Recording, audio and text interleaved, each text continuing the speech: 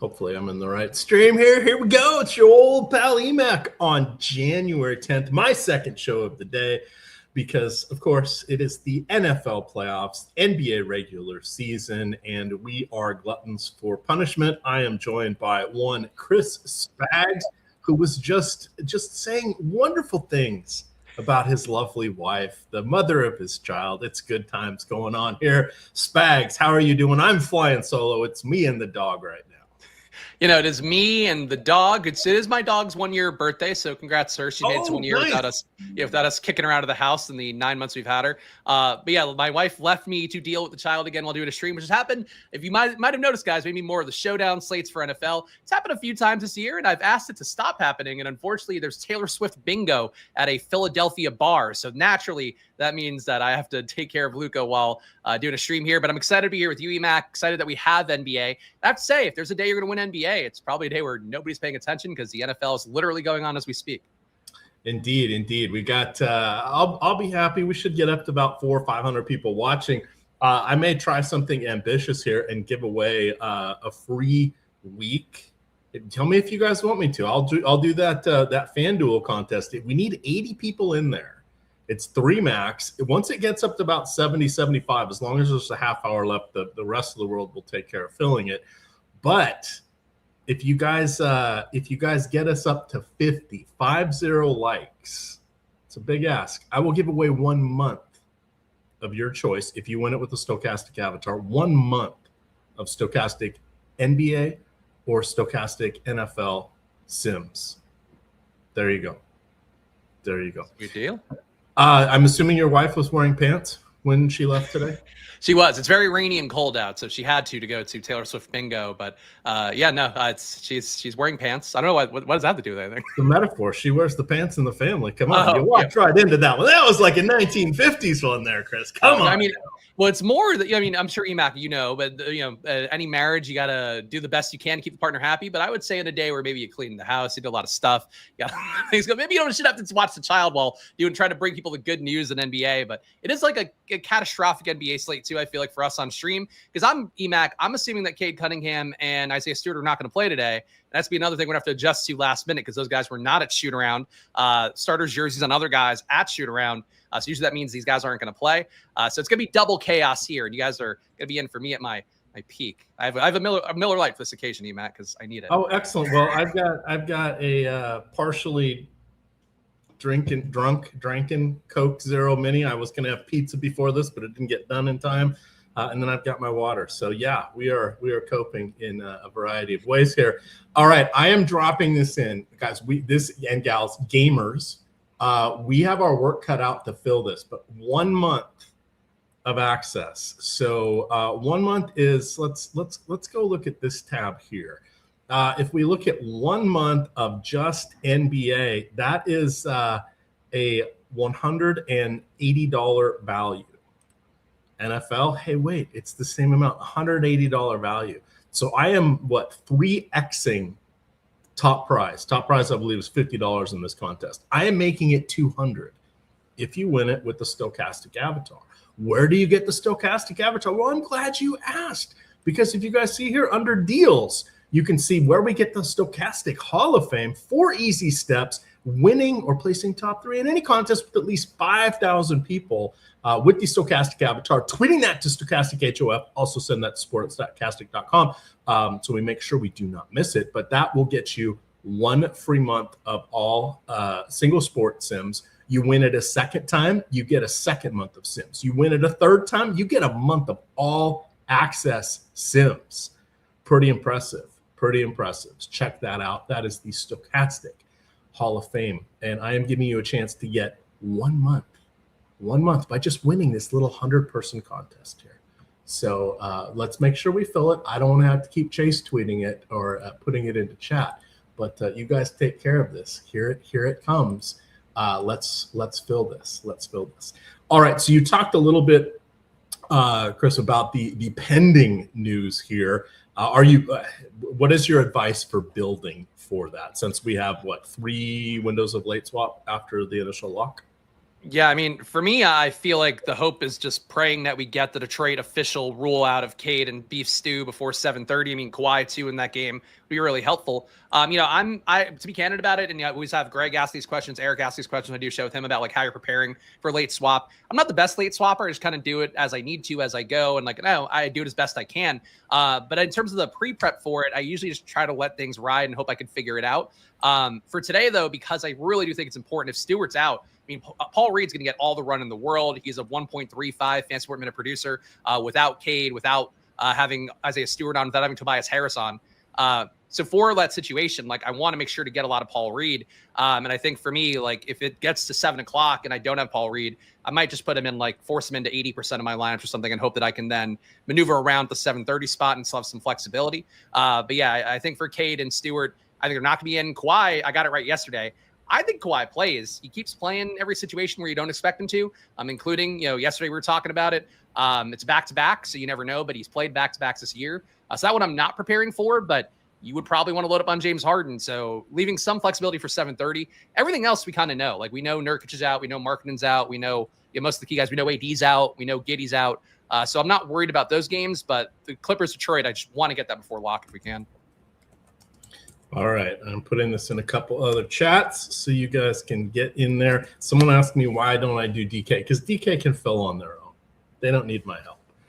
FanDuel needs my help, and FanDuel's a skill game because in these contests you're not going against the Apex gamers because they can't play at this level. So $2 3 max. Additionally, most of the people in these contests do not have these stochastic sims. There are some very good players in these contests, but you get a top 1% lineup in a 100-person contest, Chris, that's first or second. You get a top 1% contest in a GPP, that's 4x. No bueno. So check that out, guys and gals. Here we go. All right, so you mentioned the late swap, and I kind of approach it similarly as I'm assuming to you. If like last night was a good one, there was 2 late games, right? So you could backload some things, and there was 7, 7:30, 8, 9, and then everything else was on the late slate. But those are the ones where I try to backload things. Tonight, I'm not really going to. Because we're just going to have like every half hour or so a game is going off, and that'll allow you to do what you need to do here. And of the late games, there's nothing exciting, right? Charlotte and Utah. Oh, that's a fun fantasy matchup. But we already have most of the information with Markkanen, Nurkic, and Ace Bailey remaining out. Grant Williams will be making, I believe this is his debut for the season. So that really shouldn't change too much there in Charlotte. And then I did not know that Pat Connaughton was on Charlotte. Somehow that escaped me, but he is questionable with an illness. Perhaps he is sick of playing basketball. But as you mentioned, everything happens at that 7:30 tip-off there with our big moving parts.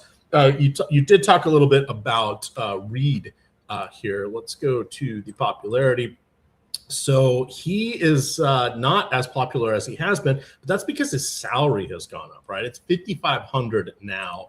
What was it when we were all excited to play him? I think it was 38 on FanDuel or DraftKings and 42 on FanDuel 4 games ago or whenever it was that Duran went out. The main issue we always have to worry about with B-Ball Paul is his foul rate, his per 36 foul rate. He's had issues throughout his career, right? We've seen this with Detroit. We've seen it ample times when he got spot starts or extended run with Philadelphia. But to his credit, last I looked anyway, he was at some of the lowest foul rates of his career. Now, once you've exhibited a skill, it is yours forever. So he does have foul issues, but it does seem to be a little bit better. It's not an easy matchup going against Zubac, but Zubac is more of a defensive center than really doing anything more than the traditional old school center post type moves, right? He's not the dynamic, the prime Embiid, Jokic, etc. So perhaps less fouling opportunities. He doesn't draw quite as many fouls when he has the ball. So that is something that should be able to help Reed. We'll kind of do game by game here. So looking back at Miami, that game already.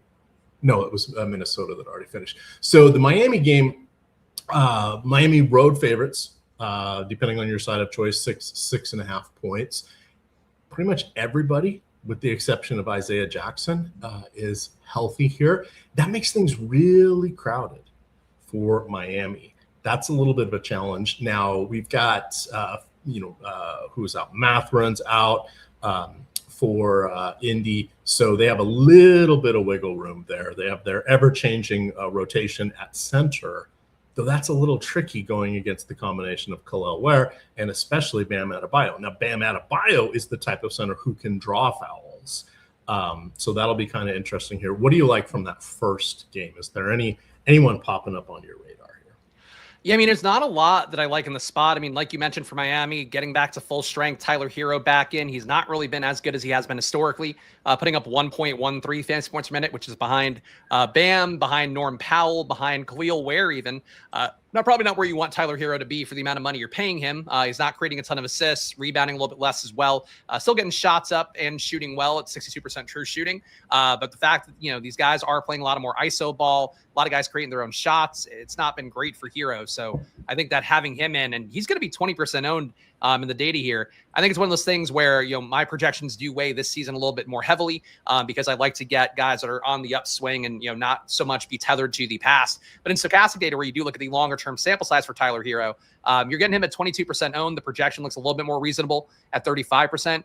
It does feel like Hero can have a big day at any point. I mean, he still can score, but I just feel like the lack of peripherals for him is something that kind of spooks me off. So not sure I'm going to get there a ton on this slate. Bam Adebayo, I've also had low all year. The fact that he's getting outproduced by Kel'el Ware himself not guaranteed minutes anymore because Nikola Jovic is in. But both guys, both Ware and Adebayo definitely hurt each other, in terms of production. Kel'el Ware's rebounding at a rate better than almost anybody in the league. 22% rebound rate for him on the year. So getting him in there, but not playing enough minutes, hard to play him. He hurts Bam. I don't want to really go there. So sum it up, I really don't like a lot here. I get why the field's going to be at 22% for Hero. You're taking the shot on Bam at 10% according to stochastic ownership. But for Miami, I don't really see a lot here. It's a decent team total at 121. But, they sort of are what they are at this point, priced appropriately, full strength roster. I don't know what you're getting there by going there. Besides, theoretical tournament upside if you get one Heat player in a lineup that's pretty chalky, I suppose. Yeah, and we can see it here bearing out both with the popularity there. I call people, in that 20% or below rate, kind of a neutral option. We can see that nobody's really got outstanding leverage over under-owned. Little bit of a nod there towards Adebayo here, but some of that is carrying the historical numbers from last year. And as Chris pointed out, it's a bit of a different mix here with Ware, especially when they're playing together more significantly than they had in the prior year. Last guy I want to throw out there. Well, okay. Pascal Siakam, we can play him no matter what. Very steady 40 fantasy point guy. Doesn't always get that upside because he's like the lone adult in the room for the most part here. That makes things tough, even against a team like Miami that is playing at a faster pace. They still have the defensive chops to contain him. That makes it a little tricky. What do you think about TJ McConnell? Now, he's not coming up in the popularity, but he is coming off a season high 27 minutes and 47 seconds. I write him up almost every time saying you'll be lucky if he gets into the 22 to 23 minute range. This is just not what happens. He's never going to start. I haven't done this in a while, but I think he has 8 starts over the last 4 seasons. So he's old. He's awesome when he's in the game. He's a defensive liability, even though he gets those funny blocks and steals because he's everywhere, but he's not an on-ball defender. He does not shoot threes. He's everything you don't want to do. He's going to be the old guy at the Y, except he's going to be about 70 kicking the ass of everybody else when he's there. Is he someone I know we like to talk about him a lot, or chat likes to hear about him. Do you have any thoughts on TJ today with the smaller player pool?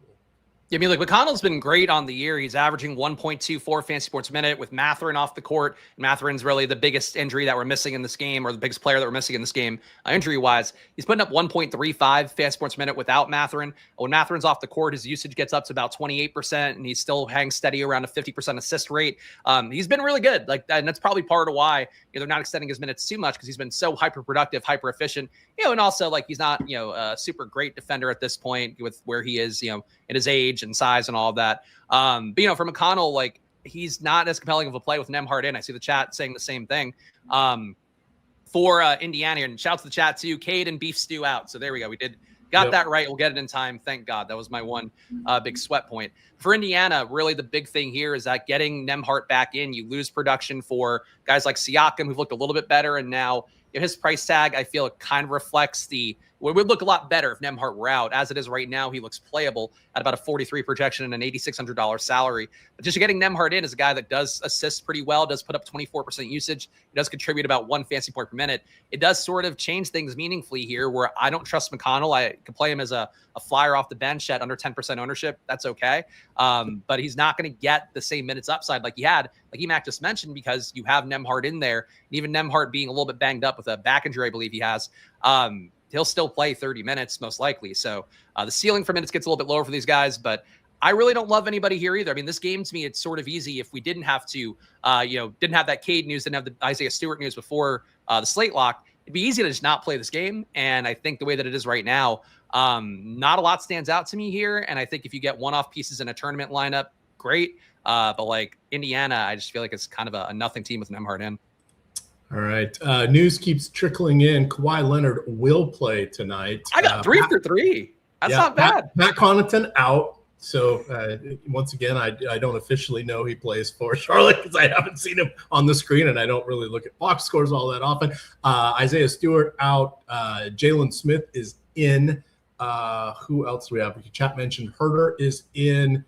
And Cade was out. So we're going to let, because we got a super chat here that's asking some questions here on some players that will be involved in this game. So let's let the ownership and the player projections update here for this, since this will be our biggest moving parts, because it could bring Dennis Jenkins into the mix here. And that is an interesting talking point. So let's let that sort out. But we can go, let's jump ahead to, let's go to San Antonio and Boston. So the only question mark here, and now we're on to the 8 o'clock games because we are skipping that 7:30 game. We'll come back and get to that. The only person that is questionable in this matchup is Julian Champagnie.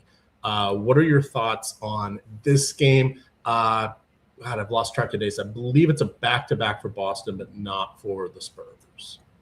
Yeah, for San Antonio, I'm not seeing a lot here. Getting Wemby in, but still being minutes limited. Today projected to play about 26 and change minutes by Stochastic. Really hard to get there, even with that price tag coming now under 10K. I would still have him at about a 42 projection. Stochastic has him at 43 and change, almost 44. It's possible he is Wemby. Maybe he goes absolutely nuts, gets the blocks. It's probably what you need the most for him to hit that massive ceiling if he can play it and get there in 26 minutes. You kind of need him to hit about 2 fantasy points a minute, and on the year he's at 1.7. So he's got to play above his head by a little bit, but he certainly could. And theoretically against Boston, on that back-to-back, I suppose would be a part of that as well. Before San Antonio, I've got nobody above 5%. I mean, the ownership for Stochastic as well, nobody above 5%. Devin Vassell is out, but these guys have been priced up a little bit for that. You've got Fox at 8K, Castle at 7,700. Like, really aggressive price tags, kind of the opposite we had yesterday with Toronto, who ended up missing a few guys, with Barnes getting ruled out, Ingram getting ruled out. You had Quickly really cheap. You had Barrett really cheap. You had that entire team really cheap. For San Antonio, and you're rolling to play those guys against Boston for that reason. For San Antonio, they're all really expensive. The projections are all at best the 4.5x value. Not that traditional 5x value we want in NBA DFS is everything these days, but you still want it to be close. And I don't think these guys are even close. So I don't foresee getting a ton of Spurs, but I would say they're a crappier version of what I just said for the Miami-Indiana game, where you get a Spur in a tournament lineup, okay, but they're not projected at all to be owned. Yeah, and that could change a little bit, but I don't think it's going to be too much now that we have Cade out. But you could get a little bit more money or a little more salary cap to facilitate one of the big three on Boston. And I agree with you on Wemby. It'd be fun. And yeah, whenever he ends up getting to 32 minutes or starting, it would break things. But wouldn't it be fun if they had him sort of that lower Embiid style price and just made it kind of an intriguing click? It's super hard to get to Wemby at his salary, even if he negotiates everything and is incredibly efficient, gets to 50 fantasy points. It doesn't do much for us. But if he was 8,200, 8,100, starts to become a little bit interesting. Yeah. They don't have him right yet, which, it happens. Like the situation has changed for him a little bit. But yeah, I agree. Like if he gets to, even if 8,500, it's like you could take the role on this guy in a tournament. It's a 4-game slate or 5-game slate.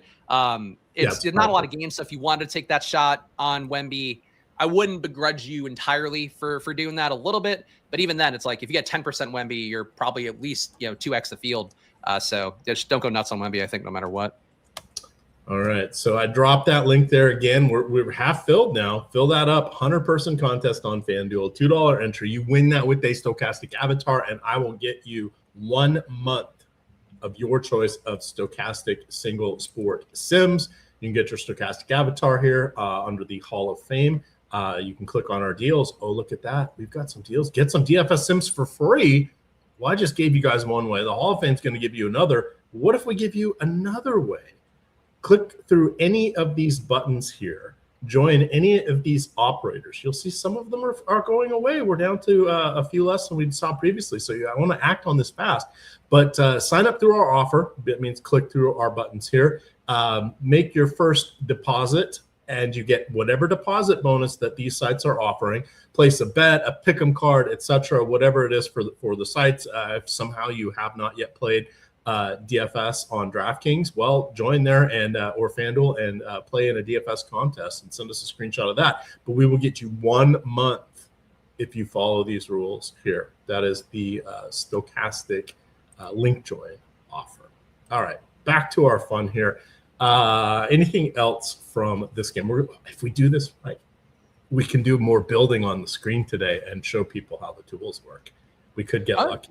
We could get which is always important too. And also data updated for anybody out there that is curious about the Detroit projections. I think the team is probably figuring out the Hauser part because that was unexpected. But Cade and Paul and Stewart now out in data set. So we'll talk about that in a minute, but Paul Reed looks like a demon, so nothing surprising there. But the Boston side of the equation, I'm curious to see how the Detroit stuff opening up affects what I'll get here, but I think Jaylen Brown looks pretty interesting to me still. About a 48 projection and change for me. Stochastic has him at 47. Get back-to-back, not great, but Jaylen Brown holding steady at about, now he's up to 36.6% usage. So he was holding steady around 36 for most of this year. He's been chucking more lately than the last week and change. So he's now getting closer to 37%. But I believe that's the highest usage mark in the league out of at least have a guy playing regular starter level minutes.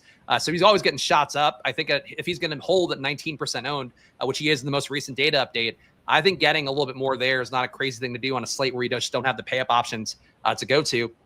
I'd say Derek White also looks pretty decent. Peyton Pritchard, decent as well. He went nuts yesterday. Maybe that results in some vestigial ownership, people chasing that. But Stochastic has him as a 5% play. I think he's okay. I think the Boston side to me, and this is with Hauser in the data set, taking Hauser out, I think will make all these guys look even better. And you'll get more minutes for the Jordan Walsh, Hugo Gonzalez tier of guys that I guess maybe a little bit of Anthony Simons as well. You'll get more minutes for those guys, but I don't think they're going to really pop up so much for you meaningfully. But I think Jaylen Brown, Derek White, and Peyton Pritchard really going to have no issue getting to them with Hauser out because they look good to me before Hauser went out.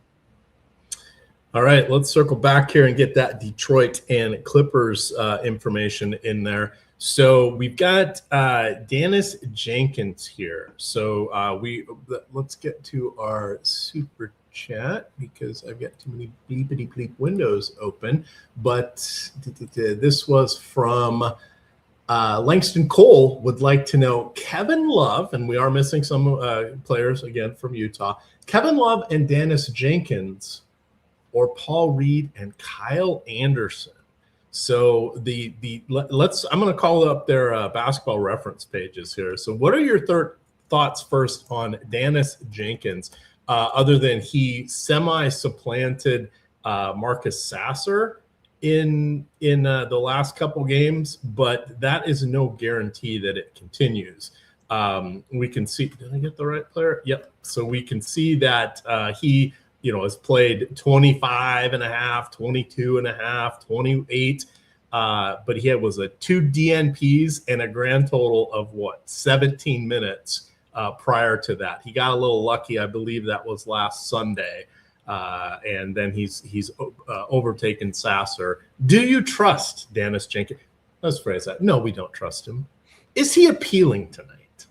I think he looks okay. I mean, he went nuts in that last game going through the popcorn machine. So he ended up coming in at 7 minutes left in the third quarter. And, the Bulls were ahead. So maybe just a little bit of desperation to get him in over Ivy. He then played the rest of the game over Ivy as the Pistons took the lead, ended up winning the game. And he created a ton of assists in that in the fourth quarter.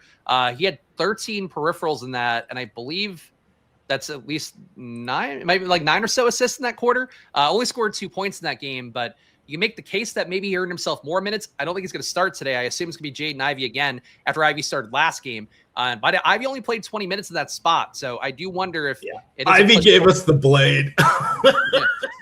Yeah, as can happen, I suppose. But I'm surprised to see Ivy, in his return to a starting lineup, getting his minutes jerked around like that, or I was surprised by it, but surprised to see it even more now because I didn't realize that Janice Jenkins was played that entire second half basically for Ivy.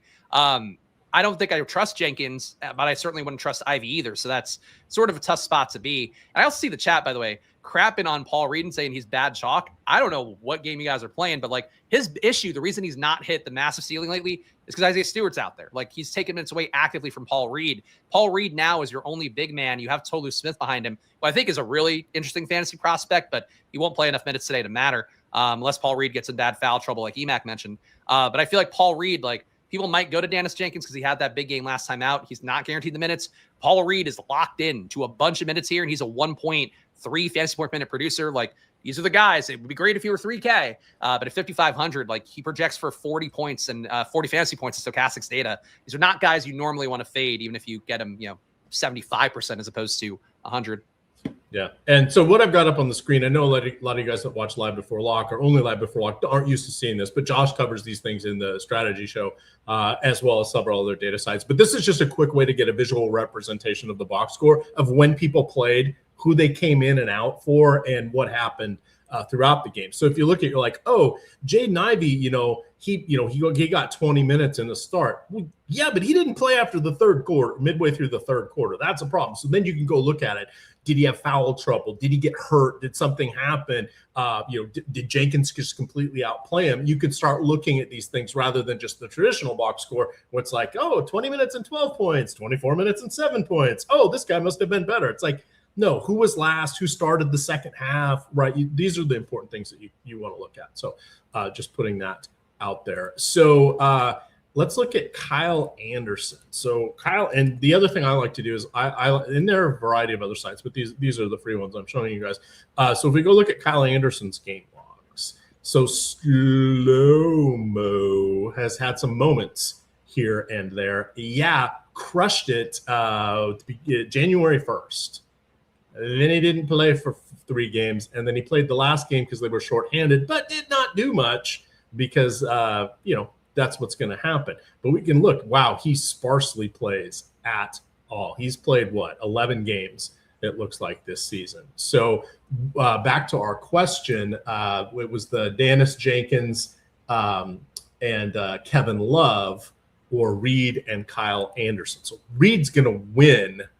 Do you think Kyle Anderson plays tonight? I think that's the first question to ask. Yeah, I mean, I would take the Reed Anderson side, even though I don't think Kyle Anderson is guaranteed to play, because that's how good of a play Reed is, in my opinion. And if you want to yell at me at this, if I get it wrong, I'll be on the deeper dive on Monday, I think. Actually, no, because there's a showdown. I'll be on the deeper dive on Tuesday, so you could yell at me there, go on my Splashable channels, yell at me. But I would take the Paul Reed, Kyle Anderson side just because of Paul Reed. Kyle Anderson, I agree, he's not guaranteed minutes. You do have Kevin Love in this spot where, that game that Kyle Anderson went nuts a couple weeks ago, or I guess 9 days ago that EMAC just mentioned, that was no Kevin Love. They were down a bunch of guys. Now you still have Keontae George in. I just don't think there's a need to get Kyle Anderson in. So I guess just projection-wise, you probably would go the Love Jenkins side. Love could start today, in some spots without Markkanen and Nurkic. He's played 28 minutes. So he does have decent minutes ceiling and he's been rested for a while. That maybe that cuts his cardio a little bit and he gets closer to 25. But I think he can get you, 25 minutes, maybe 30 if he's feeling really spry, I suppose. You take that side for the projection, but you should just find a way to get Paul Reed in with whatever is what I would do. Yeah. And we can see here that on back to the popcorn machine that Kyle Anderson, played the entire fourth quarter. with Markkanen and Clayton also playing the full fourth quarter. So that sort of helped him with the close because he tends to be a little bit more malleable, is able to defend multiple positions, and you guys, the opposing teams can kind of sag off Anthony Davis, and then Daniel Gafford. Well, you don't really need that much of a traditional center to go against him, and he hardly played in the fourth quarter. So that's what it's matchups that can allow Anderson to play more. There's no guarantee that Will Hardy goes this path again, but it's interesting to look at. I would agree with the Paul Reed side, and just know you're skating on thin ice with Anderson. Not bad. He's going to still be close to 0.85 or whatever fantasy point per minute player when he gets in and at a really low salary, but that's just because he only plays, sporadically. Sporadically might be generous when it comes to playing time. Well, I think he contributes to winning too much, is my guess, because he does do some stuff out there. He defends well. He rebounds, he creates assists, and I think they just don't necessarily want him out there. And you have even enough young guys to do similar things, or similar positionality to him that they want to play. Obviously, you have no Ace Bailey right now, but you still have Sensabaugh. You still have Hendricks. You have enough of those guys. You have Svi if they want to go there, that can take wing minutes and not be Kyle Anderson. I think that's a tough part for him, but I love Kyle Anderson. He's a great producer when they do get to the skeleton crew. It's just there's no guarantee on minutes there. So that's a tough part of pairing him with a beauty like Paul Reed. All right, I'm dropping in. Now we're getting down to crunch time. So you guys want to really jump in here. We got almost 800 people watching. This link that I am dropping for the FanDuel contest into chat. Win that with the Stochastic Avatar. Get the Stochastic Avatar from the Hall of Fame page. Showed you guys twice how to get that. But win with that. Tweet at me, and I will get you 1 month of a single sport Sims package of your choosing for Stochastic. This contest must fail to run, but good times ahead if you are able to take it down. Let me see. We went down a few different paths on that one. Hit us with the Kawhi, Zubac. What are you? Harden. What are you thinking here? What strip club is Harden going to go to in Motown after this? Oh, well, he's going to get his oil changed, though. But I salute you with that dad joke. And, sometimes it just flows through you. For the Clippers here, I guess for him too. For the Clippers here, I don't see a lot that I love. I think for Kawhi, he's still pretty expensive. He's been awesome this year, and like I talked about yesterday with Greg on Live Before Lock, I really do think that he's been playing at a level. I mean, I don't want to poo-poo, championship Kawhi, 3-and-D Kawhi, who also won a championship with the Spurs. I don't want to hate on him from there. But I feel like I've been the most impressed by him this year out of any year that I can recall, certainly since, doing this concept professionally in the last 8 years. Jesus, it really adds up fast, E-Mac. I think for Kawhi, I know there's upside there. The price tag, though, is pretty high. He's 4% owned for a decent reason, but he's putting up 1.35 fan sports minute. He's shooting incredibly well at 62% true shooting. Detroit now a skeleton crew, but I think Detroit is the kind of team. I mean, we saw it when Paul Reed had his one big game this year with all the guys out, and really a lot of the Pistons were pretty good there. Detroit's feisty. I don't know that they're going to just give up here despite being Detroit was a favorite. I don't think they're going to be a favorite when everything updates. But the total's not that far off. So Detroit should hang in here. So maybe Kawhi can get there at his price tag. I just don't trust it. I do think it's easier to pay his price tag when you get Zubac out, you get Harden out. And obviously his price tag rose with Zubac out. But now Zubac is in. I think, again, another spot. I hate to keep saying the same thing. But I'll get Harden. I'll get Kawhi. I'll get maybe some Zubac as a tournament play. But these guys just they're not well priced. They're really expensive for the total they have. Yeah, that is it is an acceptable call out, and sometimes the answer is going to be the same as we look through all of this. Malakar, who is in the Detroit area, he says the Gold Door or the Coliseum. Malakar, we need boots on the ground after the game, so maybe after your wife goes to sleep, you can go pick something up at the store. Go figure out where Harden is hanging out tonight. Get pictures of Harden in one of those establishments, and I will get you a 6-month Stochastic pass of your choice.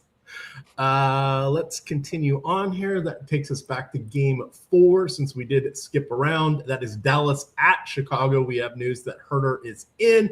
Jalen Smith is in. PJ Washington is out with the sore ankle. Brandon Williams was ruled out yesterday with illness. Anthony Davis, who knows anymore? I never see it. Somebody must have done it. But do you see his brand, his shoe brand that was going around Twitter today? No, like I didn't see that. I saw his list of injuries that he's had 50 different injuries since being a professional. Like literally, like somebody went through the injury reports, pulled them all. He's had 50 different bodily injuries since being a professional NBA player. Some of them multiple times. So I didn't see that. I saw that one, which I thought was funny. Now I want to hear. Somebody has him hold AI or whatever, but holding a walking boot and saying he's debuting. Oh, I did see that.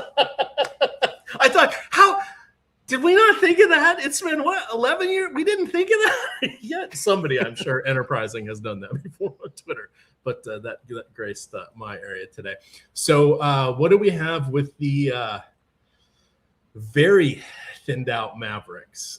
Cooper Flagg looks good. Najee Marshall will be pressed into more ball handling duty here. What do you like from the Mavs here? Because I think we should find some good fantasy point per dollar options against Chicago.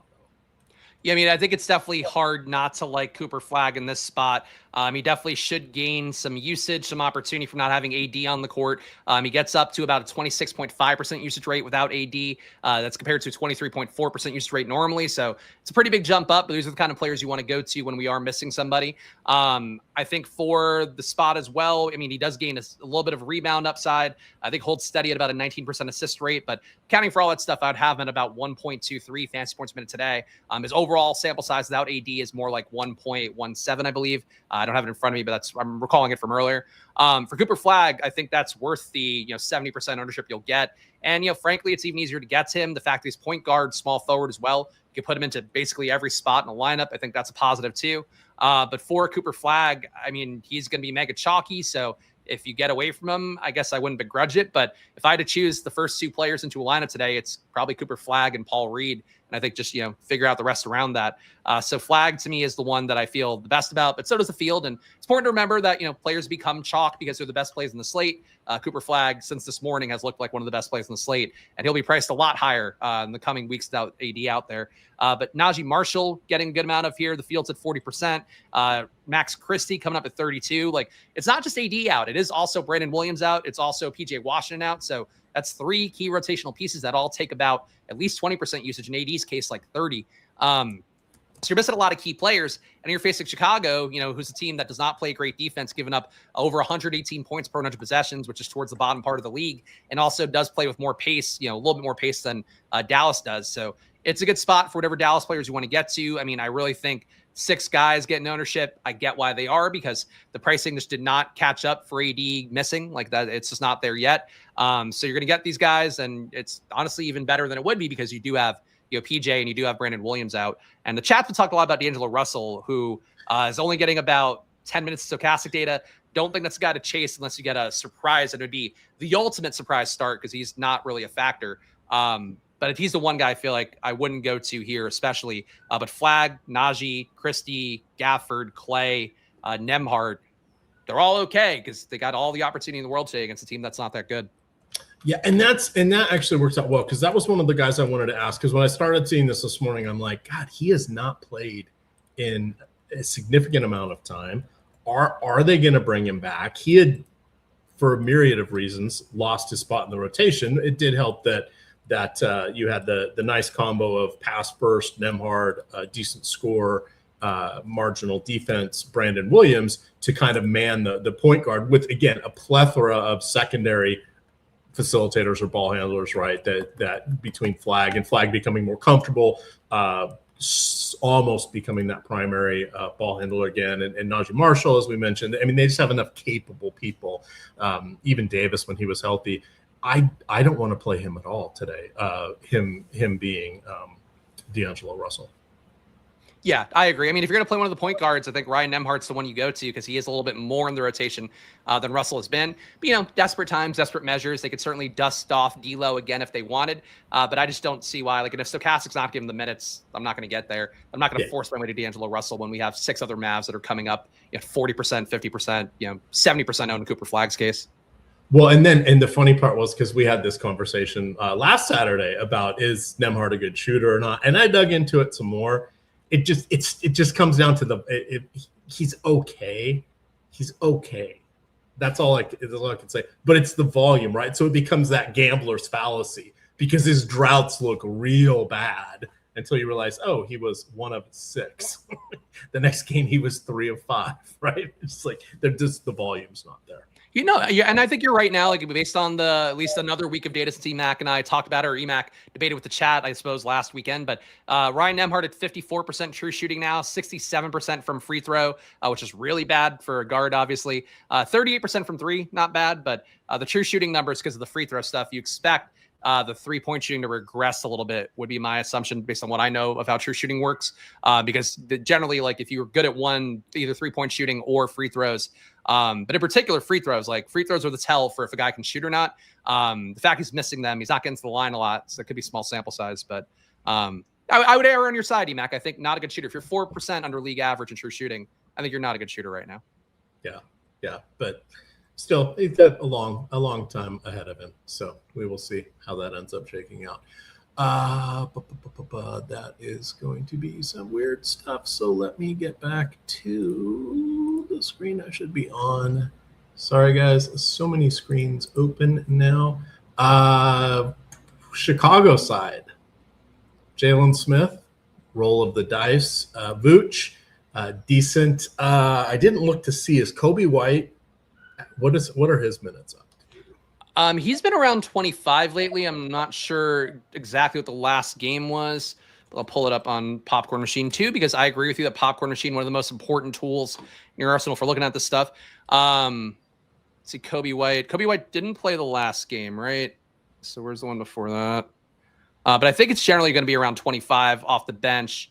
He got to 25.4 the last time he played against Boston. So 25 minutes. If he starts, it'll look a little bit different because then you're expecting that minutes limit to be increased and maybe he gets to 28, 30. But if he plays off the bench, 25 feels about right. He'll probably close. So like that's the main thing here. You want guys to start or close, ideally both.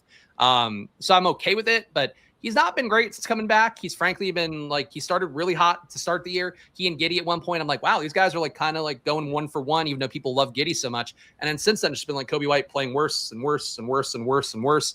And now he's in the second unit, and I don't think that's great for him either. So if he starts, willing to go there. If he comes off the bench, being with the field seems fine, but I wouldn't get more than that. All right.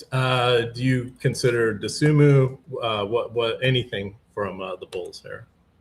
For the Bulls side here, and actually a good point by OB here. White was supposed to start last game. I forgot about that, but got postponed with that, of course, wet court that we saw.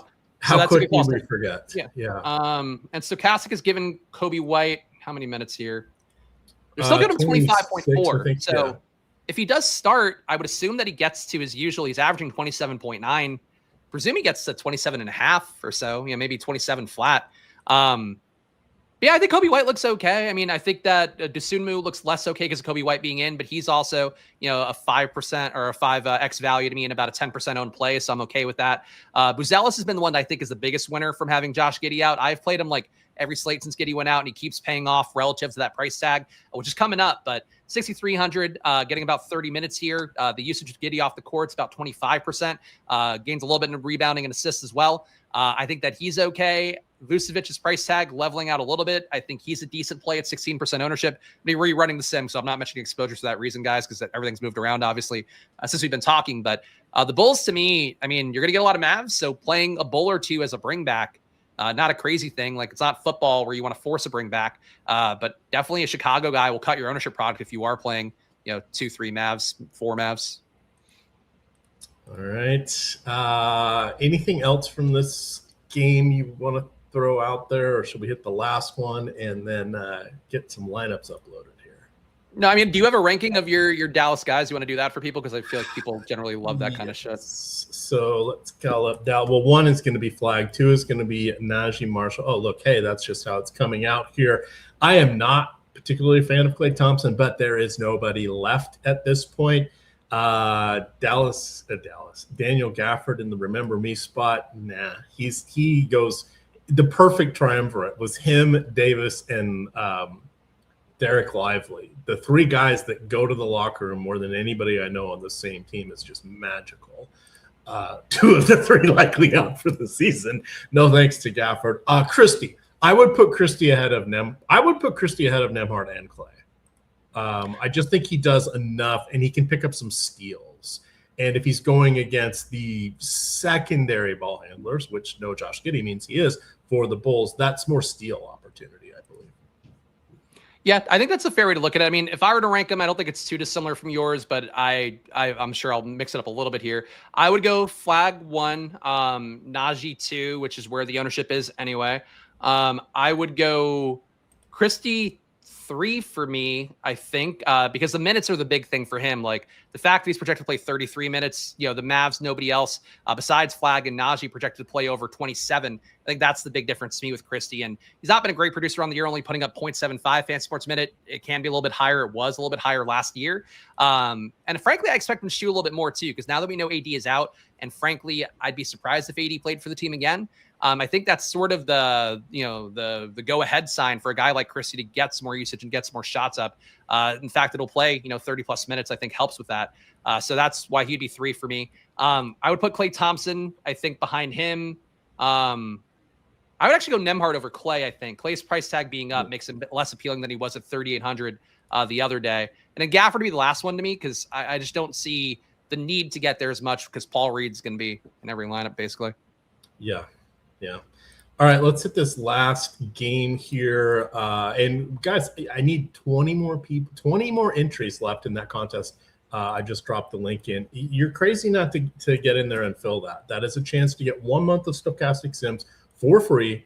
$2 3 max is what that is. You get $50 from FanDuel if you win, and you get 1 month of single sport Sims from me if you win.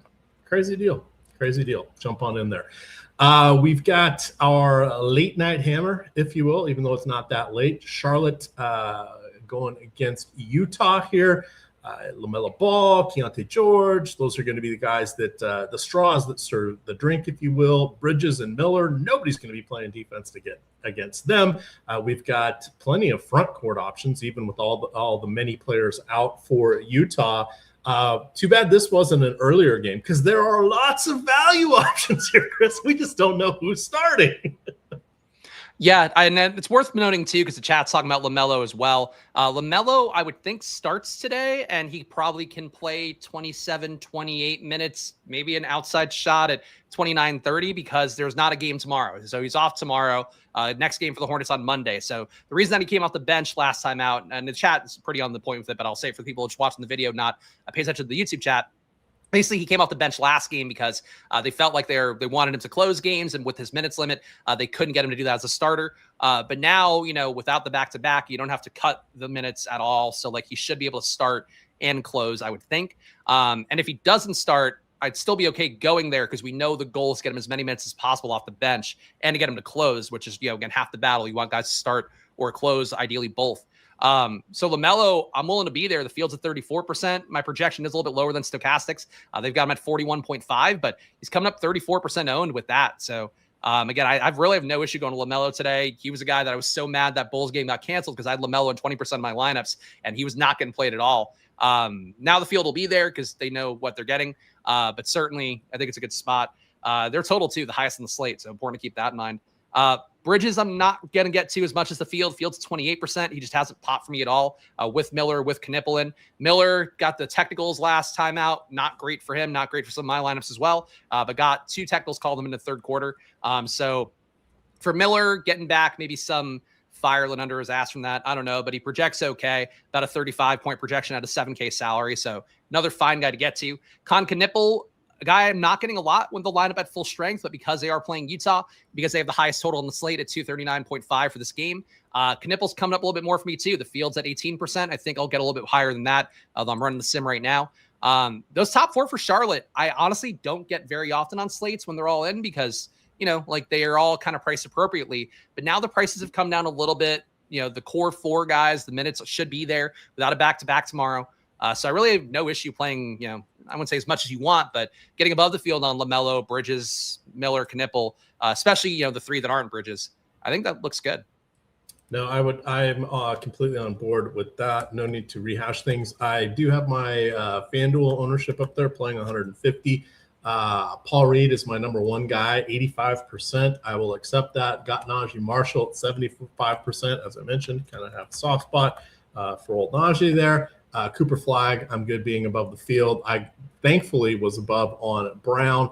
I tweaked a few guys. I wanted a little bit more Keontae George. I put a bit of a cap there on Javonte Green. That may change because I'll do an update before the 7:30 game tips off. But this is kind of where I'm going with my placeholders. So as you guys can see there, that's what it is. I will kick off a run here for DraftKings next. How are you doing on your lineups, sir? I just tweaked some exposures and rerunning stuff. But yeah, I think I'll be okay. I'll be okay. So I can fill error if you need. Got the old making sure that the FanDuel goes up and in, and even this is a good one for that FanDuel one where I'm trying to get you guys to fill it, and it looks like we need 15 more spots. Some enterprising people should jump in there. If you're scrambling on DraftKings, go enter that. You can skip the Miami game. You can skip the first game on the slate in this FanDuel contest, and then sort things out afterwards. But giving away your opportunity at a free month of stochastic single sport sims by winning that contest with the stochastic avatar that you can get via the Stochastic Hall of Fame program is just, it's silly. It's silly. Any shocks that you are running into here as you I'm just pulling my exposures. It'll take me a second to see. I was getting 100% Paul Reed before I just made some changes. Not a shocker. I was getting a lot of Ryan Nembhard. And I think what I'm going to try to do is cap the Mavs secondary pieces at 50% and just not try to get overexposed to them because I kind of just want them cycling around in lineups ideally. Cooper Flag, though, I'm willing to get pretty much everywhere, I think. Like, I just don't have an issue with that. He's going to be one of the chalkier plays in the slate. I feel pretty good about his outlay, though, at the price tag. I just don't think the DK algorithm caught up for not only AD being out, but AD, PJ Washington, and Brandon Williams being out. Cooper Flag is going to get all the opportunity in the world in a matchup where he should be able to make something happen. Certainly in the rest of the field will think that too. But right now, for me, the biggest stands are Reed, Flag. I am getting Jenkins in 40% too, which was not a goal, not something I tried to force my way to. So he is coming up a decent amount. I do worry about the minutes if Jaden Reed gets hot in this. If Jaden Ivey gets hot in the spot. So think football's on the brainy, Mac. If Jaden Ivey gets hot in the spot, he definitely would take minutes directly away from Dennis Jenkins. So just knowing how the field works, maybe bump Ivey up a little bit. Hope that Stochastic is wrong about the minutes and he gets back to playing 25 minutes here as the likely starter. But for how it looks right now, I think things look mostly like I hope they would, I guess. Yeah, that's okay. I was calling Brandon Jacobs instead of Josh Jacobs earlier because, I'm old. So that's the worst is when you go like a generation back to another running back. That's like the thing I noticed about Bill Simmons, like maybe 5-7 years ago. And I'm like, oh, like you can tell he's getting a little bit old because he's like fucking up names with guys that were like a previous generation of players. And that's one you want to avoid for your dementia. Yeah, it's so funny because I used to razz him about that. And now I'm doing the same thing. It's just like, really? And you know what? It happens. It doesn't help that we cover so many sports. There are so many names.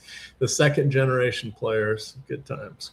Oh dear God. Ryan Nembhard coming up on 68% of my lineups. Oh, real fast for this guy here, because I do think this is a question a lot of people will have. Quick question. Why are you so high on Reed? He hasn't gotten over 28 in 4 games. First of all, 28, it would be fantastic for most players, but no Isaiah Stewart's the big thing here. The reason his minutes get cut is because Isaiah Stewart's playing incredibly well. Isaiah Stewart also set a career high in points last game, took a lot of use away from everybody else. So getting a guy like Beef Stew out of there matters a lot. But it's really it's the important thing to know. Like just looking through the box scores won't tell you the whole picture. It does help to play every slate if you can, or at least pay attention to him.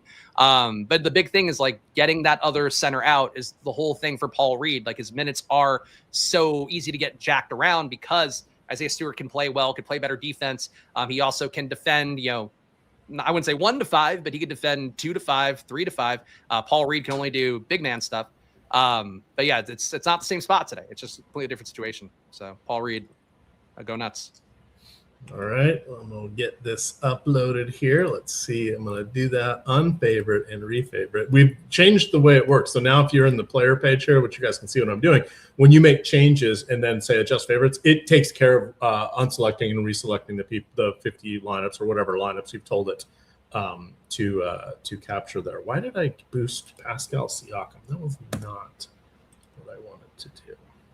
God, Dennis Jenkins. We're going to play 30% of him.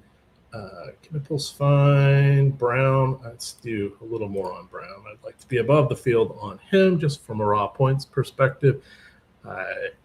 Limited Gafford. Let's give one more click to Harden. And I think that is going to do it here because I will be utilizing late swap 4 times tonight. Plenty of times. So let me get this uploaded here, and then I will check and see if we have any questions. I did not look and see how that FanDuel contest was going, but hopefully you guys are getting into it, gals, as well, because I'm trying to have some fun here and give you guys some ways to get some discounted content as we head towards the final month of NBA, and then we get a little bit of nothing but, or final month of NFL, and then nothing but NBA. So definitely want to get in on that. Tomorrow, everything starts at, I did look and see when we started tomorrow. I'll have to look at that. Are you on Live Before Lock tomorrow? I am. I think it's only 1 hour shows because I looked at the schedule. I believe I start at 12, and I think Deeper Dive is 11 a.m. as opposed to the usual 10:30. And then I don't know if there's a show before that. I didn't catch if there's a Greg show, but I presume there is. We'll look at that right now. But, Nuke of the Night. Najee Marshall, Nuke of the Night. 40 fantasy points tonight for Najee Marshall. Okay, that's a good one. Look, the nuke of the night's Paul Reed. Like I think but he's going to be owned out the wazoo. So he's nuking our lineups one way or the other, Chris. I'll go Keontae George, nuke of the night. I feel good about his potential here. My nuke of the night yesterday too is Kenrich Williams, which I think ended up being a really good play. So I feel good about my nuke of the night streak. I've hit 3 in a row. But Keontae George, I'm getting a little bit above the field on. Would actually like to get more. But I'm not going to tweak stuff now. But I think the spot for him without having Markkanen, without having Nurkic in, he's going to have the ball in his hands basically the entire time. There's not anybody else on Utah who's going to take that shot away. And late night hammer, I think, a lot of ownership for Charlotte, decent amount of ownership for Keontae George. But I feel like Keontae George might be the slate breaker in that last game. All right. Dropping the FanDuel contest link in there one more time because you guys need to get in there and do that. Sorry, did you hit that super chat there? Oh no, we got one of my favorite plays. He's not asking you, Emac. So if you want to do lineups, you can. Spags, what are your favorite plays each position? I'd be curious to hear Emac's too, but I'll give you mine real fast. No Mavs, he says. So would be Cooper Flag at point guard instead. I will say, I think relative to exposure for me, it would be Ryan Nembhard. Don't feel great about that one, but that's what it is.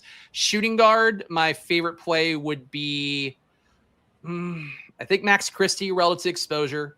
No, he's a Mav, so never mind. And Nembhard's also a Mav. I missed the guy's prompt entirely. So without the Mav thing, Jenkins at point guard.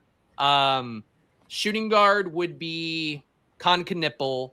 Small forward would be, I really don't like any non-Mavs here. Jaylen Brown. Yep. Yeah, you can afford him. Aaron Nesmith if you can't. Power forward, Pascal Siakam or Buzelis for me. And center, B-ball Paul Reed. Yep, Brandon Williams in the mix. Sorry, not Brandon Williams. Why, shit, I did say the wrong name there. We'll get back to that page. Brandon Miller in the mix. All right. Minute left. 3 more spots in that contest. You guys should just reserve and then sign up for it as you're skipping these 7 o'clock games. Because if I can't fill these damn things, if I'm on there, I'm not going to keep trying anymore. So there was your chance. You need an AI graphic. I feel Greg is in the AI thumbnail game from what I'm hearing. So I think for you, Emac, maybe an AI graphic for you to sell the FanDuel tournaments better. That's what you need to really spruce things up a little bit. Yeah, well, I want it to be for the people watching. I don't want to go out on Twitter for that. I'm trying to reward everybody that watches us. So we get some likes. Maybe I'll try again next time. Also want to remind everybody that you guys get all the cool stuff on Tails, which let's go take a peek over there. All sorts of free content over there, tails.bet.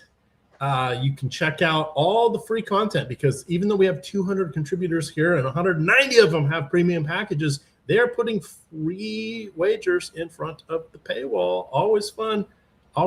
And then if you like their stuff, a lot of them you can sign up for their premium packages. My stuff is on there. You can look at that. Search for EMAC. You can click here. You can follow me, etc. Now, see, I asked to get 11 more follows, and I was gonna ride up the showdown slate tonight. I didn't because nobody followed them. So I'm not following through this stuff if you guys aren't either. But you'll get the showdown article for tomorrow. But follow me over there. Follow everybody. It's fun. And it's not the cesspool that social media has become. I finally deleted Twitter off my phone. I just can't do it anymore. Oh, good for you. I mean, I keep it because I need it for news stuff, and I put my splash play videos through Twitter. But I'm also pretty low on Twitter because certain people. I'm still on when I'm at my computer. I don't need to look at it on my phone. It's horrible. I think it's healthy. I think it's gotten to a point of really being uncomfortable how bad people are in there. But we don't need to say that. It's Saturday. I gotta go parent Mac. Let's wrap this shit up. All right. Well, hey, it's bath night, so I may be Netflixing and chilling. So we'll see what happens there. You guys can follow Chris at Chris Spags. You can see him on Splash Play over there. And then tomorrow's schedule, I did look that up. 10:30, it is the Lineup Building Show with Greg Ehrenberg. 11 to 12, it's Laffy and Ben Raza breaking down the 3-game slate. Then you will get Spags and Eric Lindquist for the final hour up till lock. And then Greg and I will be doing Sunday Night Football live before lock. And then, of course, double shows on Monday for Monday Night Football. That barn burner, Pittsburgh, Houston. Of course, that was the Monday night game. You're forced to watch it. It's perfect. It's perfect. With that, gamers, good luck.